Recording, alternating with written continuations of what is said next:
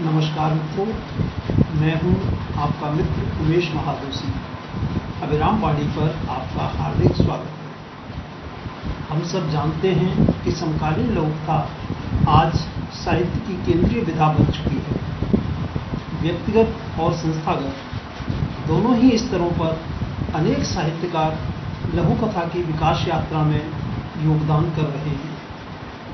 अत्यंत सुखद और सकारात्मक बात यह है कि मूल रूप से अन्य विधाओं में सृजनरत रचनाकार अपने अनुभवों, तकनीक और रचनात्मकता के साथ आज बड़ी संख्या में लघुकथा सृजन से जुड़ रहे हैं। इस तरह लघुकथा में नई पीढ़ी का बहुआयामी विस्तार हुआ है, जिसमें अन्य विधाओं के वरिष्ठ रचनाकारों के अनुभवों की संपत्ति भी शामिल है।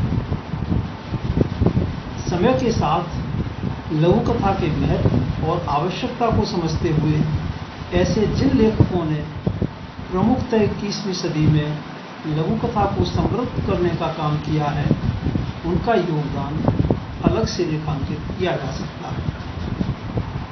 ऐसे लेखकों सहित नई पीढ़ी के लघुकथाकारों की प्रतिनिधि लघुकथाओं को लेकर हम इस नई पीढ़ी की लघुकथाएं कार्यक्रम में अभिराम वाणी के मंच पर उपस्थित हैं।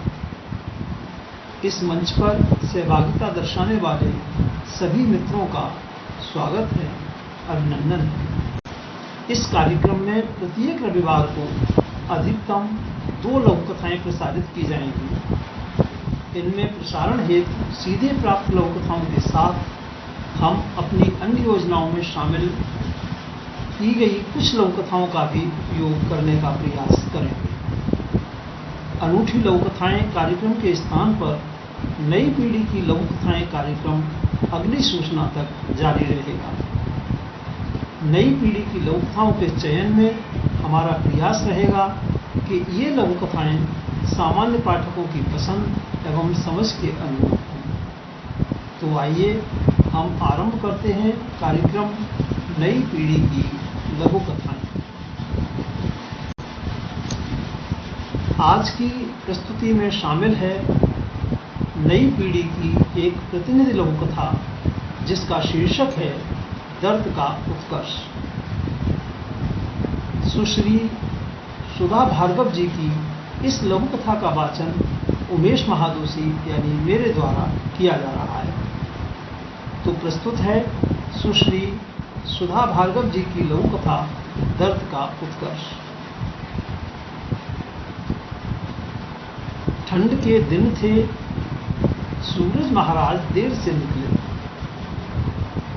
फूल पत्ते ठंडी हवा से कांप रहे थे, लेकिन तितली को भूख लगने लगी। वह उड़ी और कली के पास बैठ गई। प्यारी कली, आंखें खोलो। कैसे खोलूं?